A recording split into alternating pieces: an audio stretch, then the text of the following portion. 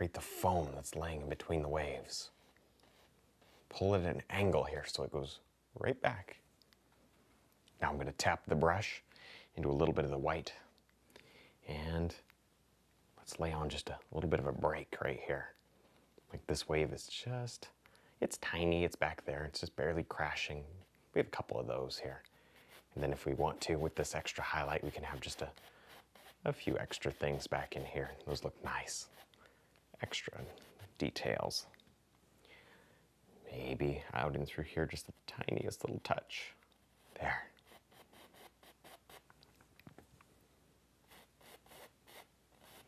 Oh yeah, these highlights really bring out the details of the wave. A little bit on this side too. Just brush in some more light. Nice. All right, now that we have these back waves kind of mapped in, we can begin to work on the eye of the wave. So for that, we have just a simple mix of yellow, green, and some white to lighten it.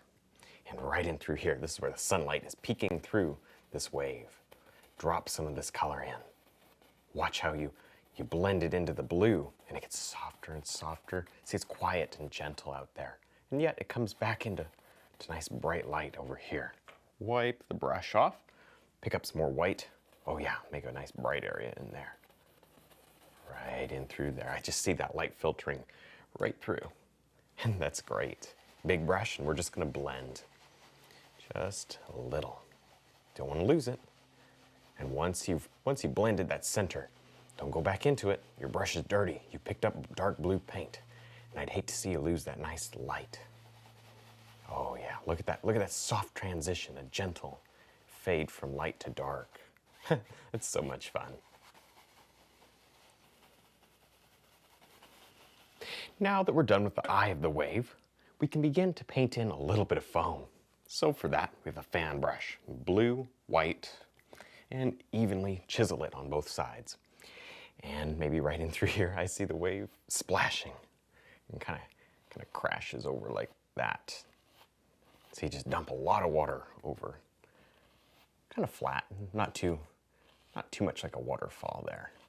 This is just kind of a shadowy area. Just brush it in. All right. And we need a shadow area here as well. Maybe just kind of smoosh. Just kind of smoosh it in some foam. Kind of build it up there. Oh yeah, this is a stormy day.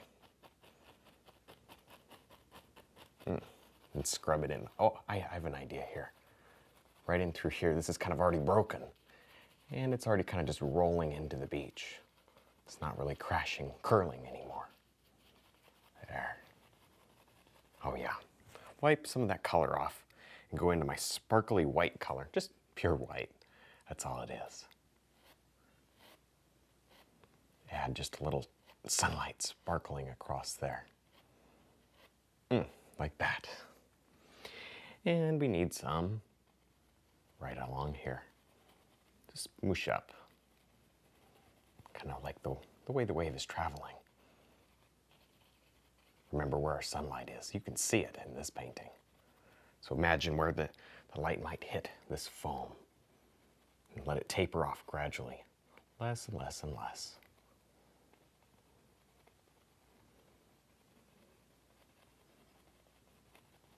Now we're going to throw some foam highlights here in the foreground. So for that you use the knife. And I'm going to take mostly just pure titanium white and set it here. And I'm going to draw it out flat. And then cut off a little bit on the knife there. You see that? Just a small little roll. And you come right here along the bottom and rub very firmly. So firmly that paint just comes right off, and there's a little bead right there. You start to lose that bead, you just reload and do it again. Don't worry about the back of it. We're going to be blending it and softening it. All we're worried about here is that edge, that leading edge. And as they come back, there's quite a few of these today. As they come back, they get a little larger maybe. We can even have them kind of connect up. Why not? Do a lot of nice things here. All right, that's probably enough of those. Let's go ahead and grab our fan brush here and blend them. This fan brush does have a little bit of, looks like blue and white on it. That won't hurt anything at all. right, see, I'm just grabbing the back and blending straight back. If you don't blend straight, oh, they're not gonna look quite right. They're gonna be dipping and your water's gonna kind of be slanted. We don't want slanted water today. Not right here. Right here it's flat and washing up on the beach. Oh yeah, there you go. Kind of have it gently run off the edge there. And something like that. We can work with those later too. You're not locked in. You can do just about anything. I loaded up a little more color. And there. I know that looks hard, but don't worry. We're gonna blend it. We blend just about everything we do here, especially on these seascapes. Sometimes in the landscapes, not as much blending, but it seems like every time we paint a seascape, we just do a lot of blending. And that's great. Here, I want a little bit of some sort of a foam action that's kind of coming up and down the wave. I don't know, maybe we'll just kind of scrub it in with the fan brush like that. Kind of blend it. See, I can create the lines of the wave here. See how that wave washes up? Nice. See, I'm just working with the paint, doing different things, skipping around. Makes it all very detailed. Very, very, very detailed and very easy to do. So easy. Oh yeah, look at this. This is a wave that's right in front of this one, kind of getting pulled in, looks like, by that big wave. Maybe, back to the filbert here, maybe we want to add in, tone it down just a touch there. You can do that, and you can see, you can do that and leave a little highlight there on the edge. That turned out nice. Sometimes the little fun things just happen for you. Oh yeah. This filbert brush is working good. We're just adding in a lot of these. We're doing a lot of the same thing here, but so it really gives your seascape a nice finished look here. To do more details. The more details, the better. You can blend them in. This is that nice, soft little blender brush. So delicate, you can get in here without destroying all the details. There. All right, now that we're done with that, we can take our fan brush through a little bit of blue, white, just like that. And, ooh, yeah, a little bit of white there. And let it fade off. Wipe the brush because that's too bright. So what you do is you just blend it in and work it. And you can bring down a couple little foam patterns and foam lines, even with this bigger brush here. All right. See, that helps to shape the wave. And we'll do a few of those in just a minute with a liner brush. But while we have this fan brush going, we really want, let's do a little breaker right here, a little crasher wave. Right, oh yeah, right there. And maybe over here too, somewhere there. Kind of just pick out where you want them and throw them in. It really is that easy. You can change your mind as you go. You don't want it, you can change the placement of where they are. You can even erase them with the different brush and do them again. A little bit more blending, and then some blending here to these little breakers. Now it's time to begin to add in just a few little details here with the script liner. So for that, we'll dip right into a little bit of paint thinner. And we'll go through some blue and white. Notice how that thins it down to a very almost ink-like consistency. Now because this paint is so thin, it flows easily off the liner brush, and we can put in these amazing amount of details here. These are like the little detailed foam lines that travel up the wave. Now take advantage of this. Now is a good time to go ahead and throw in, see some of these little lines that help to shape the wave and show it curling around. Wiggle and jiggle your hand. Don't let any symmetrical things happen. That's not for us. We want all sorts of different things happening. There, some are thinner and some are a little bit thicker and heavier. And that's great. It helps to vary the appearance of these lines. Now, I'm going to go ahead and blend some of those in. See those little dots I got in there? We can blend those right out. Some of those just, I think they should be softer. Now this paint is so thin, it blends quick. Blends so quick. 2 or 3 hits with this very soft brush, and they fit right into the painting. All right, now that we're done with that, I'll wipe the brush on a paper towel. Let's pick up a little bit of white, touch of yellow ochre, but not much, mostly white. Mostly white. Wipe it off so we only have a little bit on there. And I'm going to pull down, pull straight down. And what I'm going to do is creating a bit of a wet sand effect. Wipe the brush and then blend it across left and right. Oh yeah, that's good. And see, it just gives me a little touch of a wet sand look.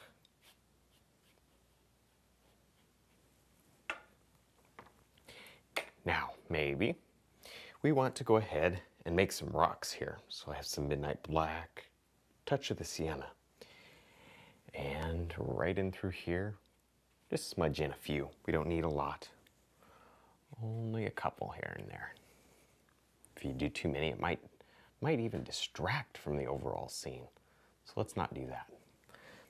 Maybe we want a couple over, yeah, in the foam area. Gotta have some there too. Kind of pull down and blend them out so that the bottoms are covered by the water. Oh yeah, there's some. I think that's probably about enough. We really don't need too many. Just here and there. Now, on some of these rocks, just load up with a little bit of white on the liner.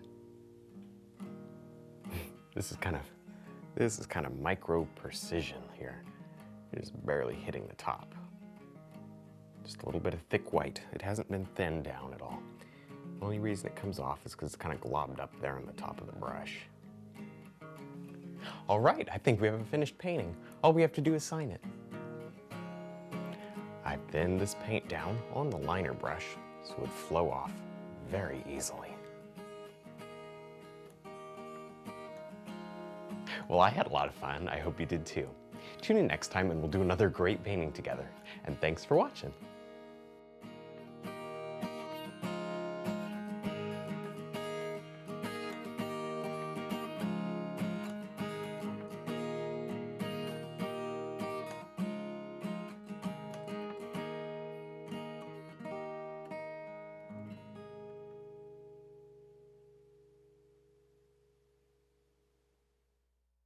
Paint with Kevin is made possible in part by Gamblin, Artist Oil Colors.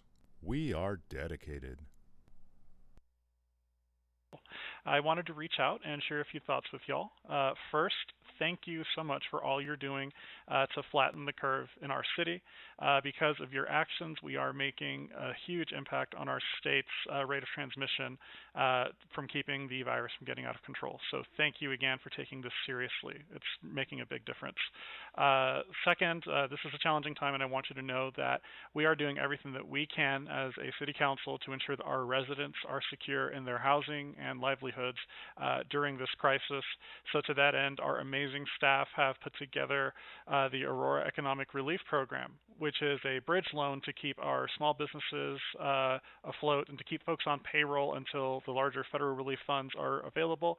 So definitely head over to auroragov.org/AER if you or someone you know owns a small business and has been adversely impacted by the COVID virus. Also, our first responders continue to valiantly serve our community during this time and to ensure that public health and safety are preserved while we're all doing our part and staying at home.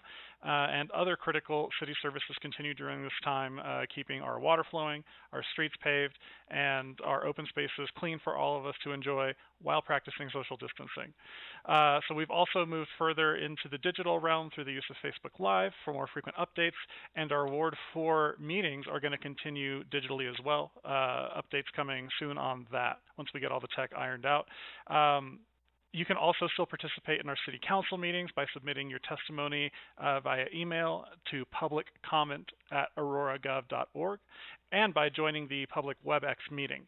And our next meeting is going to be April 20th at 7:30, so keep an eye out on auroragov.org for the electronic meeting notice. And we're still here for you, so you can reach me at jmarcano@auroragov.org, by phone at 720-634-6927, on Nextdoor as Juan Marcano. I'm in the Chadsford neighborhood, and on Facebook at facebook.com/Marcano for Aurora. So thanks again for all y'all are doing. Stay safe, and we will talk soon. Take care.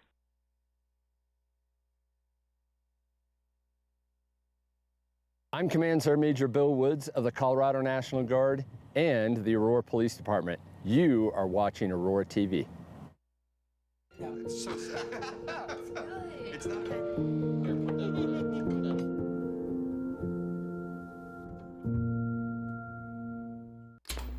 Sometimes we can do things that exclude others. You're still talking to your friends? It's complicated. I think he went back in. We gotta go get him.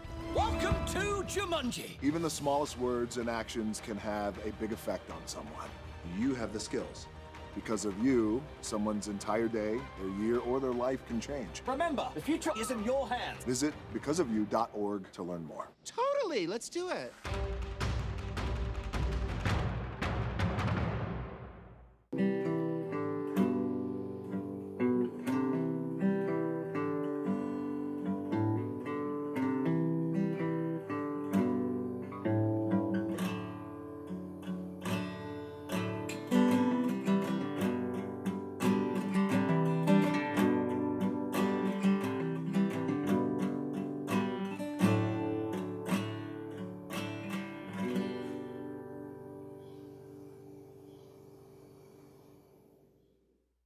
Hi, welcome back to another episode of Paint with Kevin. Today I thought we would do a nice little landscape together, so let's get started. Today I'll start off with a 2-inch brush and just a little bit of Prussian blue and midnight black. Now, I did coat the entire top of the sky here with a thin white medium and a little bit down here for the water. And that just allows me to blend color. That medium it's oil paint, white oil paint, and it's simply half the thickness of the original paint that I use. It helps with blending, and that's all that it's there for. So we'll just drop in this nice little bit of blue sky here. And I don't need much today.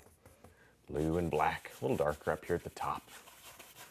And allow it to blend. You see how it's getting nice and soft? Oh, and it goes in so easy. A little bit of that color in through there. We're gonna have some clouds, so I just set the color down. I'm gonna change to a 1-inch brush and go through some midnight black, dark sienna, and bright red. And some titanium white to lighten it up a little. And I want some clouds in here today. These are pretty warm color.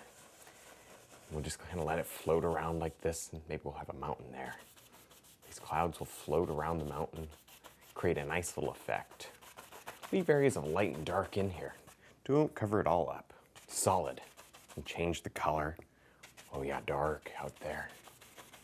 This is gonna be nice. We're gonna throw some highlights on here. It'll really make it stand out. It's a very cloudy day. All right, bring it down like that. And we may want to go back to the 2-inch brush and just blend it all together. Soften it. Very, very nice. See how I'm just smoothing it out, making it quiet and gentle. Little circles sometimes work even better. Oh yeah. Maybe. Well, we're going here just a touch more of the color. Right in through there. It may get covered up. I want it there just in case. Now to the 1-inch brush. And some white, titanium white. Just a speck of yellow and a speck of red. Mostly white. Right in through here, we need some highlight. Begin dropping on just a little, allow it to work around. Oh yeah, that's gonna be good. These are big clouds today. It's kind of stormy day. I'm having to reload quite a bit. You will too. That's because we want these clouds bright, bright highlight. Do one cloud and skip down. See, leave it dark, and then do the next one. Don't cover it all up solid. That wouldn't look nearly as good. You want these layers in there. Layers of highlight and shadow. And over here, maybe there's some. Oh yeah. I like that. Maybe just a little bit in through there. Oh yeah. So you can create little things, little suggestions as the brush starts to run out of paint. That's when you get the little subtle things. All right, set that brush down, grab a brand new clean 2-inch brush, and I have several brushes going. Kind of keeps things moving a little quicker for you. I'm just gonna blend the highlight into the shadow. Very easy, gentle. Don't push too hard. It would all mix together. There. Oh yeah. Soft little sky today. And kind of just gently blend over the entire thing. Then lightly across.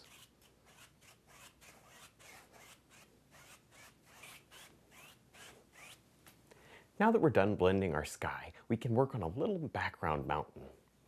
So for that, I'll just pick up the filbert brush and go right through some black and brown. And up here, just start right about there. Oh, this is gonna be a big mountain today. Very steep angles. It comes off like that maybe. And the peak is somewhere up in there, and another one. Nice. Maybe we want, another little thing like that. You can change the mountain and do just about anything. There's some, I like that. And just throw in some color. I enjoy using the filbert brush here. It works well for this. Throw some paint down. There, a little more paint. Set that brush down, pick up a 1-inch brush and just blend it together.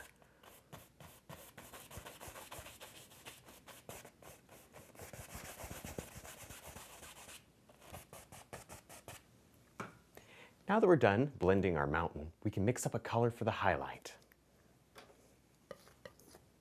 So we'll start here with some dark sienna, midnight black, and titanium white.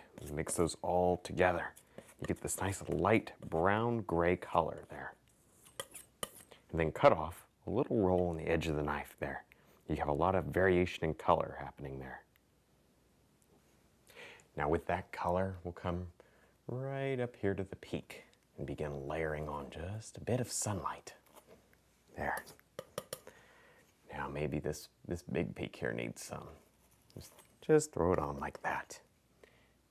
Don't use any pressure when you go to do this. If you use too much pressure, it'll all mix together. But sometimes you do want it to mix a little. When you want that, don't push any harder.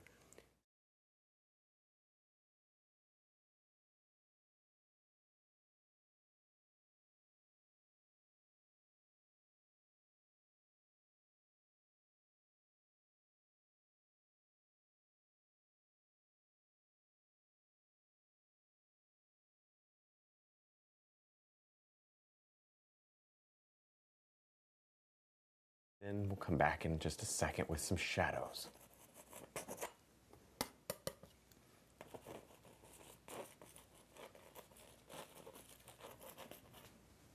Now that we're done with the first highlight, we can begin with the shadows. So for that, just a little bit of black on the edge of the knife. And lightly and gently, just drop some of these in. These should be kept pretty subtle. See, they're not too easy to see. They're there, but they don't scream out at you. See, that really adds a lot of contrast, and work those in nice. And we certainly want some over here. Follow the edge of your mountain. And don't push too hard. Allow all this nice texture to happen. There. Really get in there and work it in. Rub it with the knife. Because there's very little paint here, we can get away with pushing a little harder than normal. See that? I'm really working it into the grain of the canvas. we want to extend this mountain a little lower. Well, you can do that very easily, just with a little bit of black. Black right down on there. See, that creates shadows. Work the shadows in. Nice. Dark down there. And maybe we'll just take our 2-inch brush and create some mist in here. See that? You can just take a little bit of that color and move it around. Very soft. Now let's throw a highlight down here. So I have a little bit of the highlight color still left on my palette. I'll just add some of that in through here. Not too much, just a little. Just enough to kind of make it sparkle for you. Oh yeah, that really helps to bring the mountain forward. I like that a lot better. You can change anything. You're never locked in.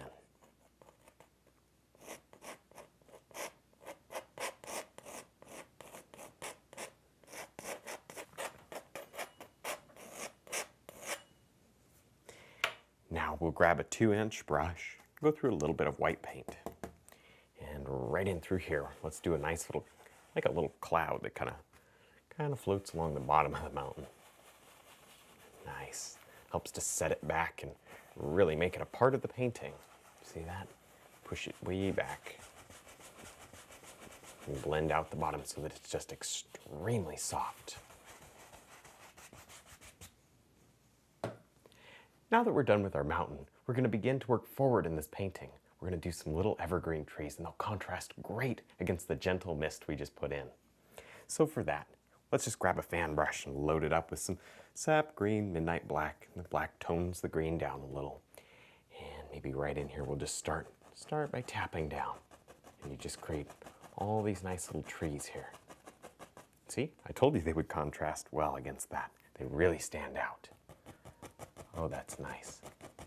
We'll just work these all the way across. Some of them will be covered by other things in this painting, and some of them won't. Just block them in there, and then we'll worry about them later. There. And yeah, a few more. We're gonna have some trees there, so no reason to waste our time. Now that we're done with our little trees there, we can just pick up the filbert brush straight through some black, touch of blue.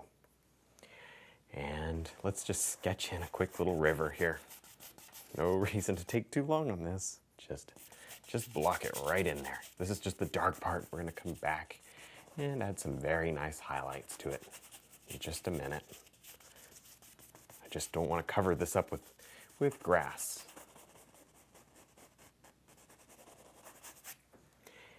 Now I'll go to the 2-inch brush here, through a little bit of black and green. And we need to block in some color back here. Now maybe I'm gonna stop right about there because I know that I'm gonna have little rocks that sort of slope down. So just block in a little bit here. All the way up to the trees. You can turn the brush and kind of tap in this direction. Kind of melt those trees together. There, a little bit on this side too. Now we're going to begin to block in some of the darker colors here in the foreground. So we got the same brush, some black and green, a lot of color this time, very dark. We're just going to tap. Now maybe here we're going to have our little trees growing off of this land. And kind of have it a little bit taller right there. Let's see how it cuts the river off. The river goes behind it. Nice. Really, we don't need to spend much time here. Just kind of block it in quick. There's some, and there's some over here too.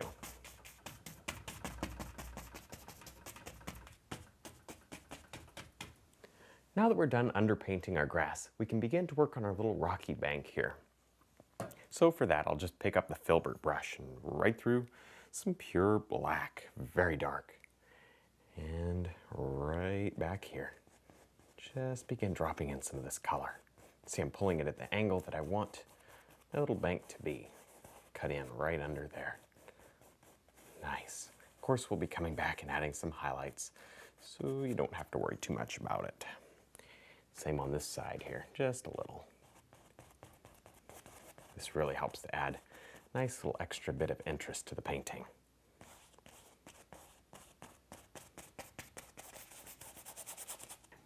Now we're going to mix up a nice highlight color for the bank. So I'll grab some dark sienna and white, mix those two together. Look at the variations in color there. Leave those.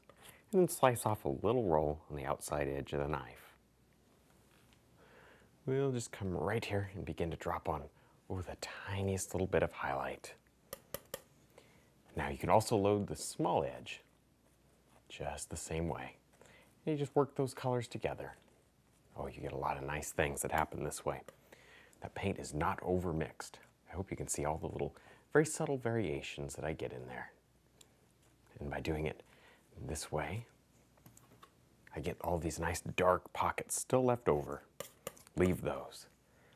Don't want to cover them all up. Very little pressure. That's the only way you get those. There. See how that just looks rough and rocky there? A lot of nice things. Different angles and different things that are happening in there. Kind of blend it back. Of course, we'll push it back with some of the grass, so we don't have to worry about it. Not too much. There's some. And slightly darker. Just a little bit darker. On this side. This side's more in shadow. There.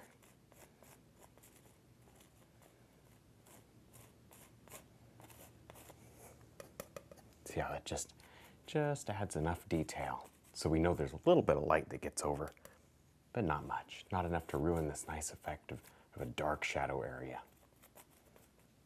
All right, now that we have a few of those bank highlights in, let's move on to some evergreen trees. So for that, I'll load up the fan brush with some sap green and black, very dark, maybe some Prussian blue. That'll even make it go darker. And right here, give myself a line. We're gonna do a big one. I see it coming. There it is. Just tap down with the fan brush and work back and forth. See that? Just back and forth. As soon as the brush starts to run out of color, flip it around. You've got a whole nother side waiting to be used. Work it back and forth. Nice. Reload. Very dark. You may have to reload 2 or 3 times depending on how much paint you have down underneath. But the less paint you have down, the better. Because this will go in a little darker. All the way down. Oh, this tree is big. Look at that. It's been here a while. But it kind of grows right next to this river, so there's probably plenty of water for it. So much water, there's probably another tree right here.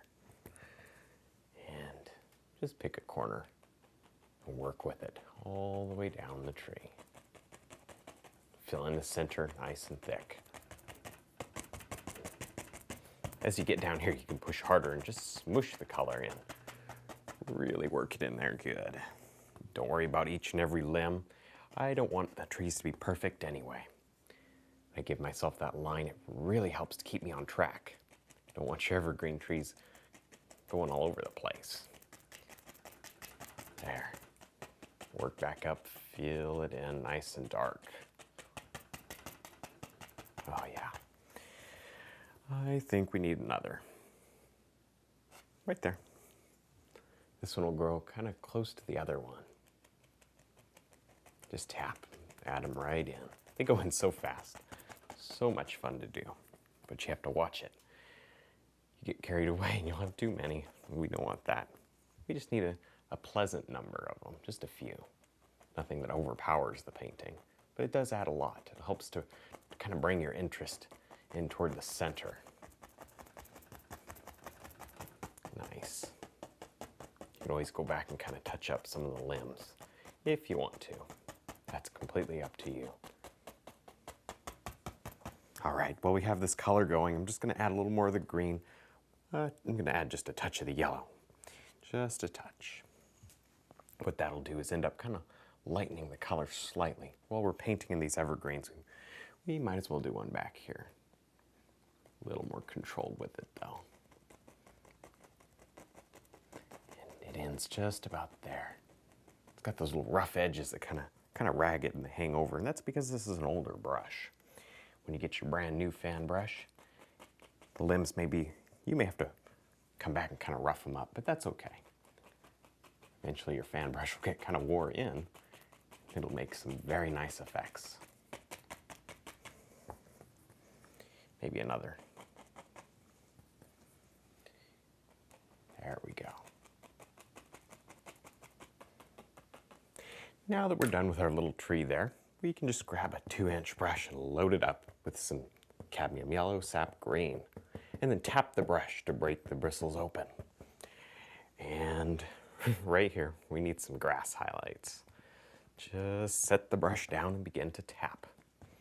And in tapping, you get these nice little open effects here. Very soft. Looks like a little grassy meadow back there. You can push the trees back as well. You can make them whatever size you want simply by raising the grass up. There. And you just keep reloading and tapping. And for sure, we're going to want to put another highlight over this. This is not the final highlight, so don't worry too much about it. In fact, I think that's enough. We'll be back there in just a minute. Reload the brush, add a touch of white. This white makes the paint more pale and kind of pushes it back into the distance. With that, we'll just highlight the stuff back in here. Nice. Leave little dark areas. See those? Light and dark. But again, in the background, you don't want too much contrast. That would ruin it. The back, it's pretty pale. And maybe, I know, I've changed my mind. I'm going to kind of cut those trees off right there. Cut them off, just like that. Then let me grab my fan brush, and I have a thought that maybe I want that one a little bigger. It's a little closer. I think I'd like it a little better if it was bigger. So we'll just make that little adjustment. And I hope you can see how easy it is to just change things as you go. In fact, I'm glad it happened, because you got to see me change it. There's this right there. Oh yeah, I like that better already. Nice. All right, now we're gonna move on to something different here. I'm just gonna take my blender brush through a little bit of yellow, touch of sap green and white. This is the white medium, so it's actually quite thin. A thin paint will stick right over the thick paint we have down. I'm gonna push the brush just into that paint and kind of break the bristles open. Now, in my mind, the sunlight's coming through here, and oh, watch this. It just hits down, and it's beautiful, bright highlights. I mean, look at those things just sparkle out there. Wow. Talk about adding a lot of interest to your painting really quickly. People are just, when they see your painting for the first time, their eyes going right there. Oh yeah, maybe just a touch in through here, but please don't overdo this. Just a little. If you do too much, it's not going to be as effective. That's enough. It really is. Then we'll just take a fan brush. This one has a little bit of paint on it, but it doesn't hurt anything. We'll just kind of blend in the bottom so that it fades out. It doesn't stop harshly. Nice. Quite a little interesting effect there. Glad I get to show that to you. I'm gonna do another one for you. Same idea. The blender brush, and I use the blender brush because it's so soft and it layers over this paint easily without mixing. Maybe there's a shadow because of that tree. There. Less and less back here. Don't want near as much. A little more paint.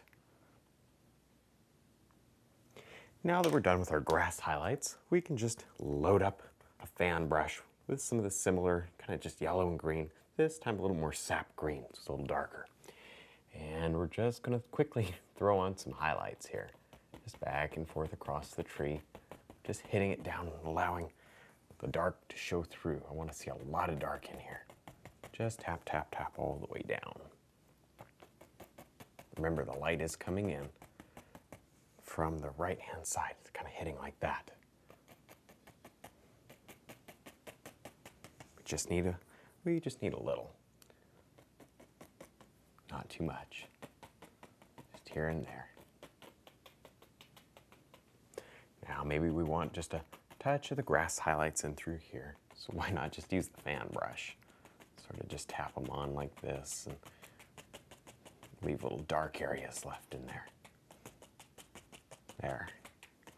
Kind of subtle, nothing too much. Now that we're done there, we can add in just a little bit of highlight to this water. So for that, simply load up your filbert brush with some titanium white and Prussian blue. Load it evenly on both sides so that the brush comes to a chisel. And then just a little, not much. Mostly on this side because over there closer to the shadow side of the bank, the light would get blocked. Wouldn't see much over there. Keep this subtle.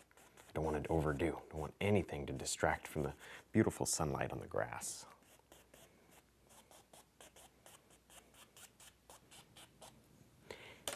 Now that you're done with that, we can just pick up the old liner brush, and this is just one that frays out into many different points. And I have it loaded up with just a little bit of red and white.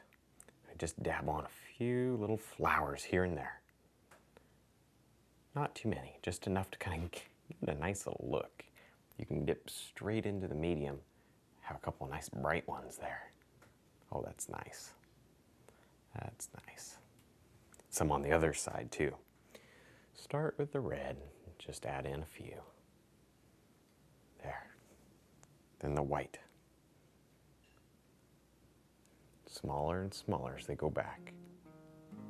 All right, now I'll pick up just the regular liner brush this time. Through a little bit of thinned down yellow and green. We'll just pull up a few gentle blades of grass. Notice how that pushes the rocks back? Really creates a nice effect. There, and some on the right side as well. Just add in a few. See how that, oh yeah, there we go. Now they're really standing out against the dark.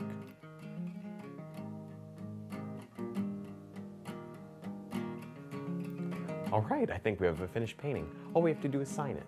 I'm just gonna pick up a little bit of blue and white here on the script liner.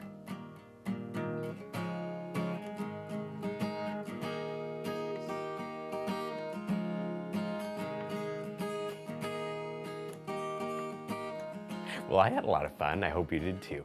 Tune in next time and we'll do another great painting together. And thanks for watching.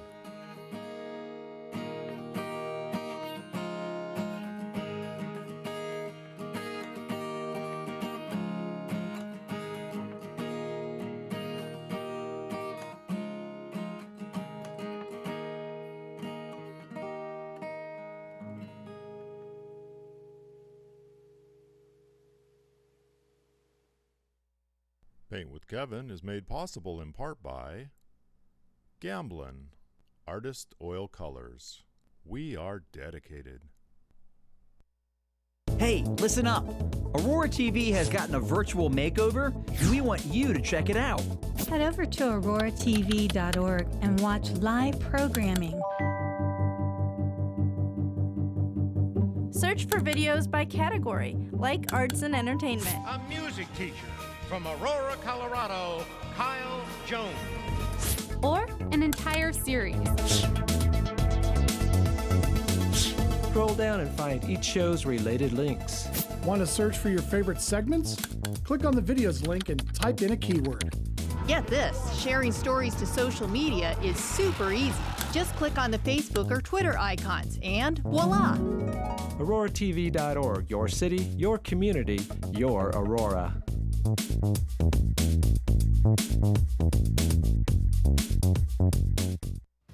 It takes less than 1 minute to find out if you may have prediabetes, and you can do it here. So what are you waiting for? Just go to the site.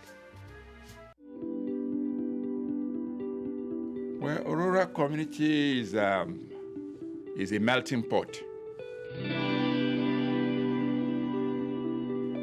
What I mean by melting pot is amalgamations of different cultures. I enjoy the fact that my neighbors are from all over the world and they're all kind, and they all want to live in the community, and they all want to take part in their civic responsibilities of being in a neighborhood and taking care of one another.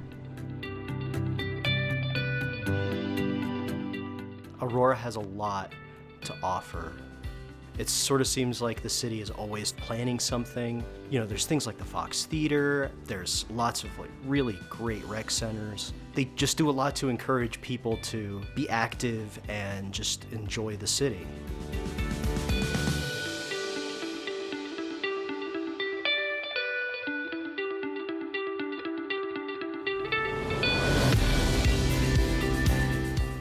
The Stanley Marketplace has been a great addition for this area, for Stapleton and for Aurora. There's different events here, Cherry Creek Arts Fest, there's music events, swing night, great restaurants. It really is a good face of Aurora.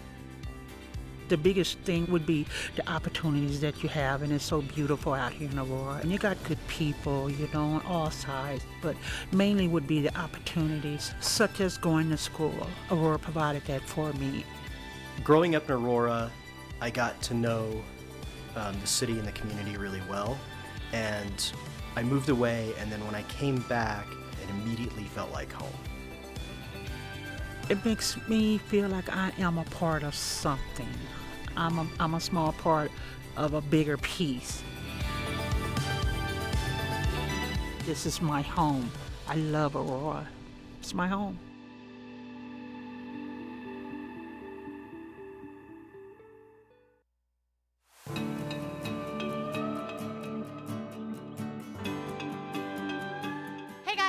Frosty here, Traveling Jewels.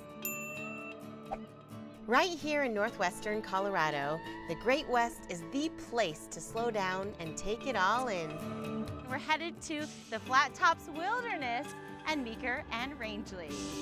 An adventure here has surprises around every corner. Wow, it's beautiful up here. Who doesn't love the wilderness? The adventure begins in one of two Colorado small towns on either end of the Flat Tops Trail scenic and historic byway. On one end, you have the ranching town of Meeker. The Meeker Hotel and Cafe is definitely worth a visit. Whoa, I heard they have a lot of mounds. So many. That one's a porcupine, that one's a fox, elk. Now I feel like I've seen it all. But I'm kicking it off right here in a town that began as a hunting camp. All right, I just arrived in Yampa. This town is super cute. Gonna stop into the ranger station to get a little bit of information. All right, I'm all set. I've got my maps. I've got some wonderful recommendations. I'm feeling lucky. I think we're gonna find some wildlife. I hit the road on an 82-mile one-way journey, a dirt and gravel road less traveled. Yampa 17, 132 to 8. Yeah, got it. Let's do this. Much of the area is open rangeland. There's cattle in the road. They are all staring at me. That's not something you see every day in the city. All right, we gotta check this out. So this is Dunkley Pass Overlook, and over there is Pyramid Peak. This is the Pyramid Guard Station. It was built in 1934. I would stay here. I feel like I'm in a painting, a window into the wilderness. Because of the Wilderness Act in 1964, this area remains untouched by man. It's no wonder the Ute Indians call this place the Shining Mountains. I take a short detour and wake up off the grid, surrounded by nature in a remote pocket of northwest Colorado. This is Trappers Lake Lodge. Wow. So this is where I'm sleeping. This is one of the cabins. It was built at the turn of the century. It's very rustic and historic. You can get a sense of what people lived like back then. It's quite small. It's one of their smallest cabins, but it's just enough. They have a heater, lots of blankets, and of course, some power. They shut off the generator at 9:30, so you've got to make sure you have all your charging done before then. You can have a full shower over in the bathhouse. This is such a getaway. There's no cell phone service. You're really just here with nature, and that's the beauty of it. I head over to the lodge for breakfast. The best way to start the day? Pancakes. Just getting ready to go horseback riding today. Giddy up. Here at Trappers Lake, there are many outdoor activities and trails to explore. I'm saddling up to get a lay of the land the old-fashioned way. The white horse? Hi, what's your name? Snowman. You know, my name is Frosty. Sounds like Frosty the Snowman. This way. Hey, I didn't say you could eat hay. Come on, Snowman. You can venture out for a few hours or a full day. He just keeps eating and eating and eating. And then Jules comes riding in on a white horse. Just imagine the days trappers and pioneers traversed these lands. There's the flat tops up there. They are pretty magical. You silly. He keeps eating everything, slow and steady. What makes the wilderness so special is that they don't allow bikes, machines, motors. You have to go by foot or by horse. All right, we are now entering the wilderness. Once you enter the wilderness, you're not allowed to videotape anymore. Camera's off. Smiling back at the wilderness behind me, I'm headed on now to Rangeley, another Colorado small town with some interesting things to do. First stop, I'm headed south to explore the Painted Canyon, Canyon Pintado. Aha, I'm just getting a lay of the land. Okay, so we're at the south orientation point. We'll be going to 8 different sites along the 15-mile stretch off of 139. Okay, here's the first one, Waving Hands Recreation Site. There are hundreds of archaeological sites right here in the Canyon Pintado National Historic District, including pictographs and petroglyphs, mostly from the Fremont culture and Ute. This is so cool. It's kind of a make-your-own adventure, so you can really choose the stops you want to go to and choose how long you want to spend there. Rangeley is also home to a rare gem in the disguise of a water tower. This gravel bed curved the bottom, making it unfit for storage, but full of interesting effects. Wow, so this is the tank. The Tank Sonic Center for the Arts. It's famous for its sonic sound. This used to be a water tower and it kind of failed at its job. People today use it as a secret recording space because of its unique sound. Shall we go inside? Wow. Hello. This is so cool. Hey, I'm Traveling Jules! The sound of a footstep will last like 40 seconds. You can feel it, it's really emotional. It has this amazing reverberation. It has this incredible texture to it. When you first walk into the tank, you experience immense feeling of reverb and wonder. Yeah, like a sense of awe. Yes. Yeah, it's like you're experiencing your human senses for the first time. There's also a recording studio in case you want to take your session home as a souvenir. Keep your eye on the calendar to catch a jam session or live performance. The tank is like an instrument itself. You have to go by what works in there and slow it down.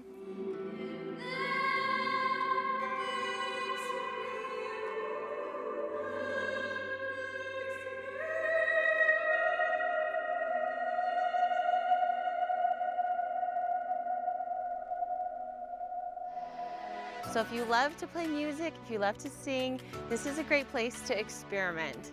And on Saturdays, you can come and experience it for free. The sound of the mighty tank is just really out of this world. Who knows what else is hiding here in Colorado? I guess you'll have to come see for yourself.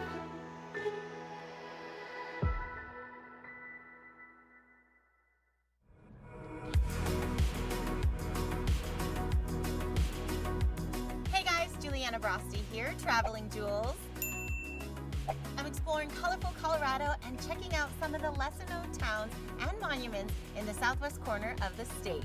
This is the hidden gems of Colorado's mountains and mesas. Jump in and get your hands dirty. I hope we find something cool. This land is known to have the densest concentration of archaeology sites in the country. This is Crow Canyon Archaeology Center. Today I'm playing archaeologist for the day. We're on the dig site. You'll be working alongside archaeologists in the field with us. We'll be doing excavation, getting in here and feeling the dirt. We're discovering all kinds of cool things left by ancient Puebloan people. This hole is definitely taller than me. I skipped one foot. Whoa. I'm literally, 8 feet under the ground, and we are excavating layer by layer. Shall we see what we got? You get a little sweaty, you get a little dirty. Yeah. Shake it. Ooh, I got something. I didn't think there was anything in there, but look, I found all kinds of stuff. We're making history, folks.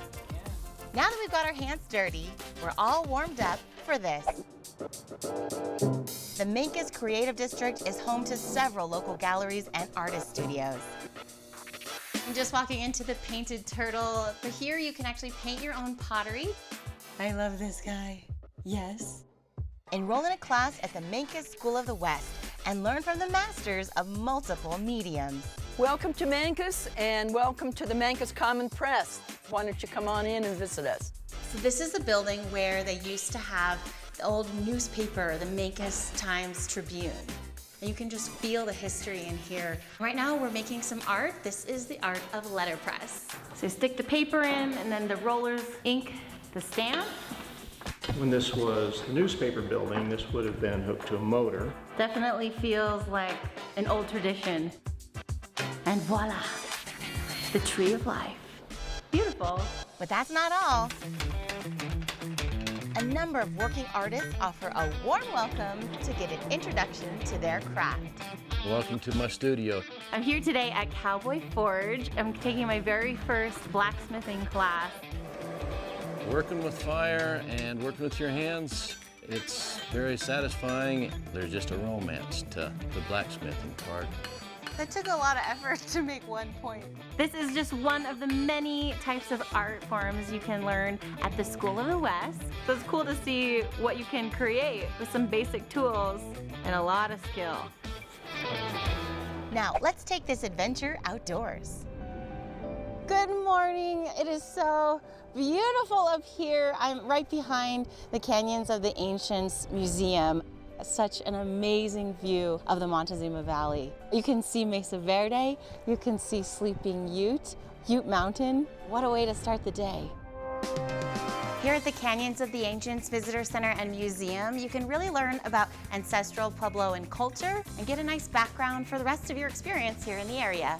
And right behind the museum, this is the Escalante Pueblo, and it's connected to communities that are still around in the Four Corners area today. You can actually walk around, get a feeling for what life was like. Exploring on your own is the way to go. Here at the Canyons of the Ancients National Monument, many of the archaeological sites are not published. All right, we're just entering the monument. It's actually kind of exotic.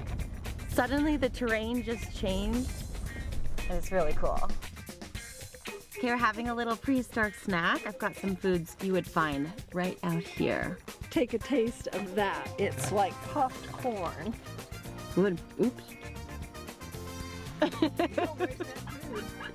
For a proper meal, here in the heart of Cortez, I hear you've got to eat at the Farm Bistro. This farm-to-table restaurant is known for its fresh approach and big taste. We started our restaurant because we were growing more produce at our farm than we could sell at farmers markets. So we've become connected with this amazing farming and ranching community right here in Montezuma County. We buy products from about 25 different local farms and ranches. The Farm Bistro has all Colorado spirits, beer, and wine to choose from, but they're known for the martinis. Cheers. What we like best about the local connection is the taste. It's the flavor. The lettuce that you're eating was harvested yesterday. Everything's made from scratch. Everything's fresh. Doesn't get better than that. There's more to explore right here in Colorado. Come see for yourself.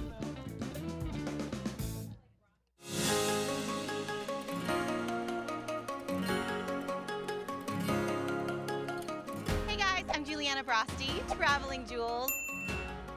Welcome to Colorado. It's no secret, Colorado is known for outdoor fun. And this week, I'm exploring southern Colorado in search of sand, steam, and on spaceships and hot springs. Plus, we'll discover a few surprises along the way. Hey, Digger! This is the mystic San Luis Valley of Colorado. Sand dunes, here I come! You probably know Colorado is famous for mountains, but did you know it's also famous for mountains of sand? They pop out of nowhere. These are North America's highest sand dunes.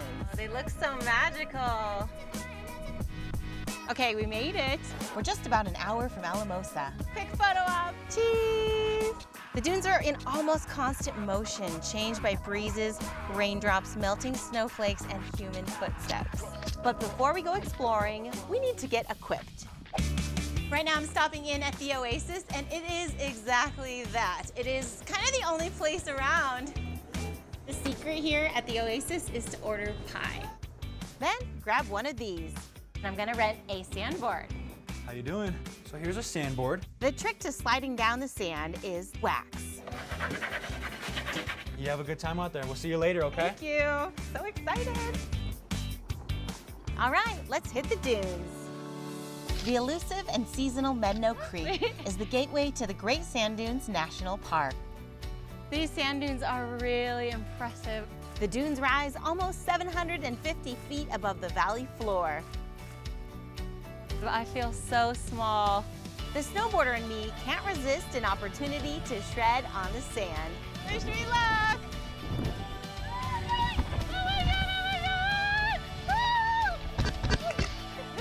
That was really fun.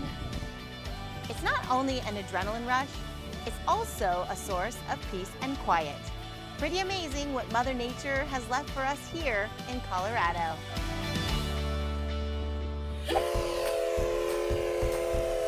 All aboard!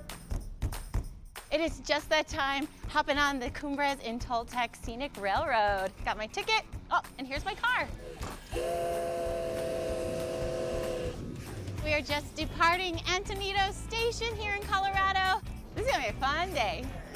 I'll be taking in views from places where cars can't go, riding America's longest and highest narrow gauge railroad. Okay, so we crossed the border 11 times from New Mexico to Colorado. Following along a route that was once a part of the Denver and Rio Grande Western Railway. So this is the open car. It's obviously the best view, but you inhale a little bit of smoke. I suppose a little cinder and soot just come with the territory. What I think is so unique about this railroad is that they built this in 1881, and when you see all the gorges and all the different terrain that they had to encounter, it's amazing they did that with the crude tools that they had back in those days. In the times before gas and electric engines, steam was the power player. This is a coal-powered steam engine. Right now I'm in the cab. Starts off, I gotta eat some beans in the morning, and then I put a little coal in here, and we get it good and hot. So here's how it works. The coal boils the water, and then the water creates steam, which turns the pistons, and that creates motion. All in all, it's a 64-mile journey watching the world go by at 12 miles an hour. It's been fun to see the scenery change. We're so close. Who knew locomotion could be such a thrill? Like any good road trip, half the fun is the places you discover along the way. And here near Hooper, Colorado, I'm forced to do a double take. So we were just driving by and we see this igloo coming out of nowhere. What is this place? This is the Ufo Watchtower.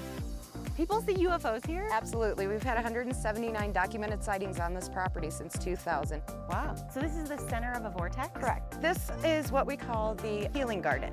We have two major energy vortexes. These little aliens, the stack of rocks behind them, indicates the center. In this valley, it's known to be very sacred. I've been told there's a lot of activity, if you will. We believe it has to do with all the water that goes along the mountain range and the crystals that are in the mountains. The Ufo Watchtower is totally out of this world. And just down the road, one of Colorado's most exotic experiences.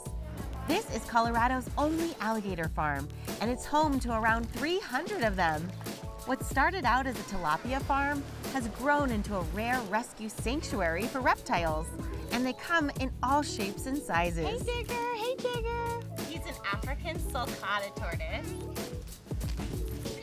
Here you can learn about the animals, feed them, and earn a certificate of bravery learning how to handle them. And they're great at posing for pictures. Now that's a gator smile. My name's Jay. I've always loved animals. I've always loved alligators. Like most kids, I've always been fascinated with dinosaurs, and alligators are dinosaurs. A lot of times alligators fight, so we're constantly checking them for wounds. We're moving them from habitat to habitat. And the brave can lend a hand and give gator wrestling a go. So this is a female alligator. She just gave birth last night, and she's very protective. By aggressively protecting her nest, she's picked a few fights. Now you see these scrapes right here on her mouth? We need to put a little bit of ointment on those. We got the antibiotics. So this is just to help her wounds heal. Before I know it, I'm in the driver's seat. Whoa, this is amazing. I can feel her breathing. You can feel how strong she is. My face is like inches from her jaw. Whoa. Hopefully she's back to 100 in no time. It's really something. See you later, alligator. Now it's time to wind down in style, right here in Pagosa Springs, Colorado. After all the adventures I've had, I can't wait for this. Hot springs, open year-round. So the 23 pools, and they range from about 96 degrees to 112. So you're gonna have lots of options. What makes the water so soothing is the minerals, and there are more than I can count on two hands, each with their own superpowers. Ooh, that feels so good, it's so hot. Woo! And it's chemical-free, of course. The hot water comes from a natural spring located deep within the earth. It's the world's deepest geothermal hot spring, in fact. Pretty cool. The water is known for its restorative and healing qualities, and I'd say it's done its job. Whew, I feel so rested. That was just what I needed. There's more to explore here in Colorado. Come see for yourself.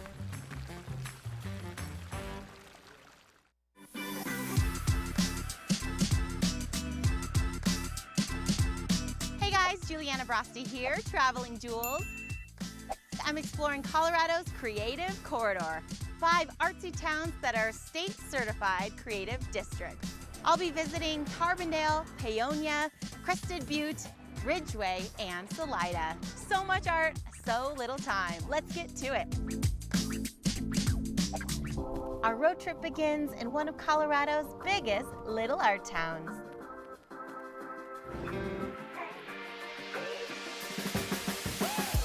I'm just arriving to downtown Salida. This is an area full of artist-owned galleries. And there's a fun surprise tucked behind the Steam Plant Theater and Event Center. This is the Sculpture Garden here in the Salida Creative District. This is a collection of work from a variety of different local artists. There's so much to look at. Ooh, I love this one, the blue one. This is the Waiter Robot by Shelby Cox. So this artist uses found objects, things that are recycled, things that would have been obsolete. Well, there's plenty of reason to stay and play. Can I take your order? I'm off to explore another Colorado hidden gem. So I just arrived here in Ridgeway, Colorado, and I hear they have some art in some unusual places. This is such a cute town. I'm seeing a lot of poems around here. One there, one there, one there. They're everywhere. They're on the buildings, on the fences, on the sheds. So this is one of my all-time favorites by Muhammad Ali. African Dream. I can throw the drink of water and kill a dead tree. Wait till you see me, Muhammad Ali. Nice. It's like the city is your studio. People leave Ridgeway and they're so inspired to get home and change their lives. What an inspiration. Surrounded by all this beauty, it's easy to embrace the creative spirit. This is her. Wow. So you can dance? Next stop, one of Colorado's legendary ski towns. This is Crested Butte. It is so charming. I love how the buildings are all so colorful. Hi, are you here for the tour? Hi, how are you? The historic walking tour is a great way to get to know the area. Our 1883 City Hall A lot of these buildings have a really cute, kind of tall look. It's just a sign of prosperity. Not all of these buildings are really 2 stories. Just another one of those Western experiences. You know? These are wooden skis that used to be used in the 1930s, and they are as tall as the room. When in Crested Butte, you've got to try a little bit of rum. This is Montagna Distilling. So they make 3 types of rum here, and one of the secret ingredients, the altitude. They say they wouldn't be able to make the same rum at any other altitude. And just over Colorado's scenic Kebler Pass, a Colorado mountain town with great taste. Paonia is known for its art and wine, so why not enjoy both in the same place? Here at Azura, they have this really nice art gallery inside. Lots of fun things to look at. And then sit outside and take in this spectacular view. Gorgeous garden, cheese, wine. What more could you ask for? And kitties! I could just sit here all night, and I will. What a beautiful property. Come, sit back, relax, and enjoy some good wine. Yay! Now, let's stretch our legs on our last stop along the Colorado Creative Corridor. It's a beautiful day for a bike ride here in Carbondale, Colorado. So today I'm going to explore the Rio Grande Artway. So the Artway is a mile-long stretch through town. There's a lot of parks and cool art to see along the way. Hey, this is cool. It's a horse, of course. I love it. And there are no cars. It's a non-motorized trail. You can do the paved trail, the gravel trail, or the single-track trail. Whee! Here it is home to the sleeping bear. There he is. Wow, cool. This is the Latino Folk Art Garden. It's a community garden, so there are flowers. They have all these colorful clay pots. If you see some veggies, you can help yourself. And if you see a weed, it's your job to take it out. This is the mosaic table. They actually have a poem about community in English and in Spanish. Here are all the volunteers that helped build this. Their names are right here on the tiles. These parks are still a work in progress, so over the next few years, you'll see a lot of development in this area, so worth a trip back. Who knows what else is hiding here in Colorado? I guess you'll have to come see for yourself.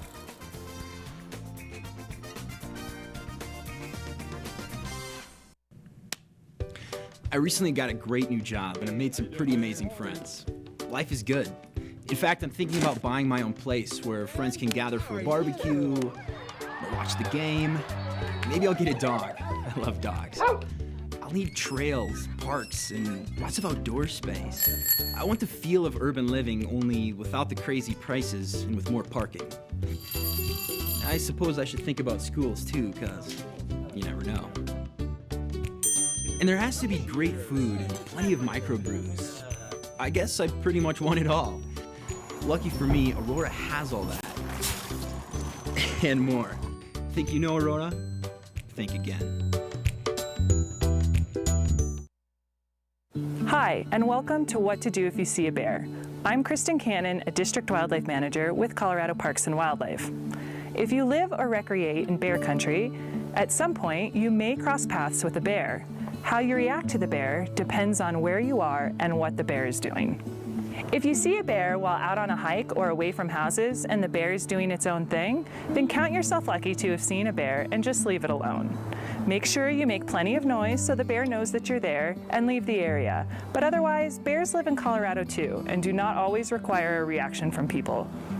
Now, if you see a bear in your yard, next to your house, or in a city like Colorado Springs or Boulder, that's a different story. We want bears to maintain their natural fear of people, and one way to do this is to not let them feel comfortable near your house or in our cities. If you see a bear in your neighborhood, you will be doing the bear a favor by trying to scare it away. Bang on pots and pans, use an air horn, or even just clap your hands and yell to scare the bear off. Do this from inside your house through an open window or an otherwise safe location, and always make sure the bear has a clear escape route. In this example, you would not want to yell at the bear from the bottom of the staircase as you're blocking its only escape route. Instead, yell through an open window on the same side of the house to try to get the bear to move along. If you surprise a bear on the trail, stay calm and don't move. Never run or climb a tree. Let the bear identify you and move on its way. Talk in a normal voice, and again, make sure the bear has a clear escape route. If you see cubs, chances are mom is nearby, so leave the area immediately. Whether you're at home or on the trail, if a bear approaches you, never turn your back and run. Try to look big and back away slowly to a safe location such as a vehicle or another house. If you're on the trail, step off the trail on the downhill side and back away slowly until the bear is out of sight. Black bears will generally run away or climb a tree when they feel threatened. Keep in mind that a standing bear is only trying to identify you. If the bear pops its jaw or stomps a paw, it's definitely telling you that it needs more space. On the rare occasions when a bear has actually injured a person, it's usually because that person was blocking the bear's escape. Even rarer cases because it was trying to prey on a person. A bear that intentionally approaches people could be a bear that's food conditioned looking for a handout. In rare circumstances, it might be an aggressive bear. If you are ever attacked by a bear, fight back with everything you've got. Yell, throw rocks, use that bear spray if the bear is 40 feet away. Convince the bear that you are not worth the trouble. Black bears are naturally shy and retiring, and even a sow with cubs will most likely retreat when confronted. It can be a wonderful experience to see a bear in Colorado, but no one wants to cause the bear to lose its fear of people. If you're lucky enough to see a bear, snap that quick photo from a safe distance and then scare the bear away. You don't want to be the reason that that bear enters houses, causes property damage, or potentially injures someone. For more information on living responsibly with bears, visit our website, www.cpw.state.co.us/bears.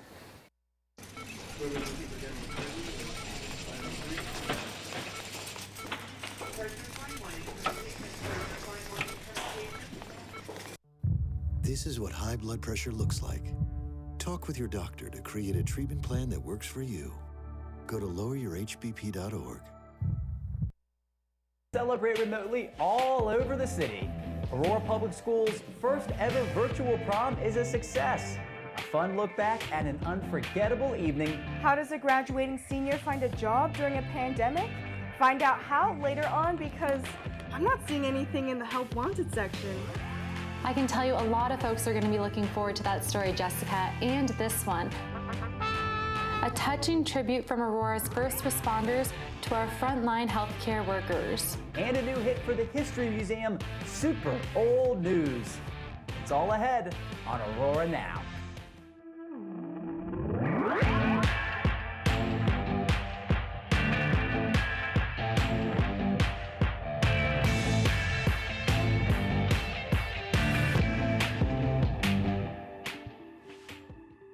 Thank you, Aurora, for doing your part, and let's keep at it together.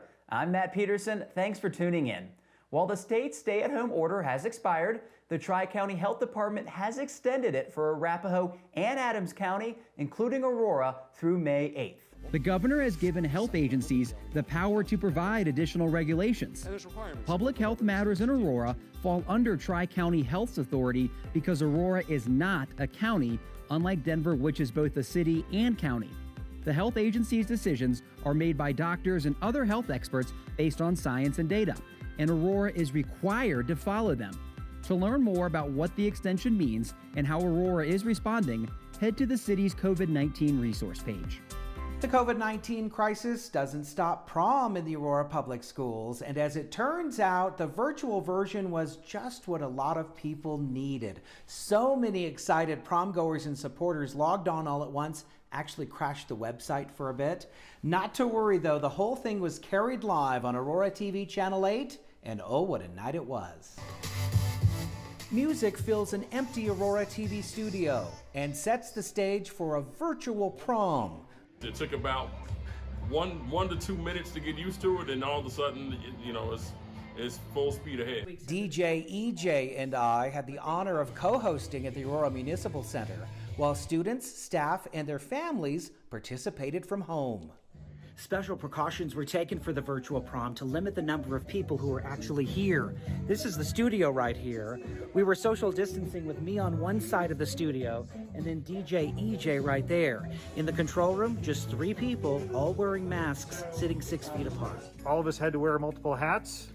You should have seen I had like 5 hats stacked on top of this one throughout most of the show. In an emotional turn, seniors, in their own words, talked about memories made and missed. A lot of us were born like around like 9/11 and the chaos of that, and then now our senior year is being like challenged by the virus. So I feel like we were born resilient. And while it may not have looked like proms of the past, this one won't soon be forgotten.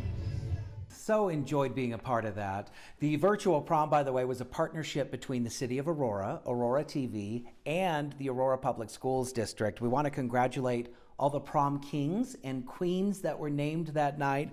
Really enjoyed that. We want to mention that as for graduation, looking ahead, plans haven't quite been worked out yet, so stay tuned. We'll let you know as soon as we know. From high school, we turn to college now and send it over to Jessica. Hello everyone, it's Jessica, Aurora Now's intern, and I have a surprise for you.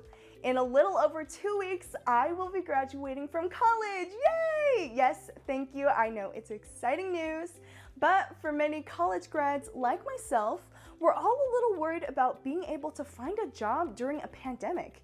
I mean, where do we even start? Well, I spoke with Jake Jadamistanu, who is an employer development specialist at CU Boulder, and tells us that the job search hasn't disappeared, it's just different now. Jadamistanu says, students are having to navigate this online virtual field rather than, being on campus and coming into career centers. While some employers have paused their recruiting efforts, others are still hiring. So here's a quick guide on how to find opportunities that are right for you. First, sign up on websites like Handshake. It's a talent recruiting platform that directly connects you to employers, internships, and job opportunities that are posted right onto the website. Next, take the time to develop your skills virtually. Using your university's resources like career services, students can get advice on how to improve their resumes, ask questions, and even set up a mock interview on Zoom to practice for future opportunities. And don't forget to be flexible. Take advantage of your time and reflect on what you really want to do. Maybe it's a good time to kind of broaden out your job scope. Maybe work in an industry that you weren't expecting to work in, but you're still going to develop a lot of really great skills. So it's okay to be nervous and even a little scared, but don't give up. I'll be sure to let you guys know how it goes for me, so wish me luck. No question, this is a tough time for grads and everybody in our community and country. People are all suffering from all kinds of fears and even losses. Now, over the next few weeks, we're going to be speaking with Aurora Mental Health on how we can handle the grief that's coming with COVID-19. First up, talking with your child after losing a loved one. Death can be hard to understand, and during this time of isolation, losing a loved one can feel even more confusing, especially for children. I really think it's important that children have an opportunity to be exposed to death, because if we keep them from that experience, it's just harder for them to process. Debbie Stafford with Aurora Mental Health says the best thing to do for everyone is to talk about what's going on.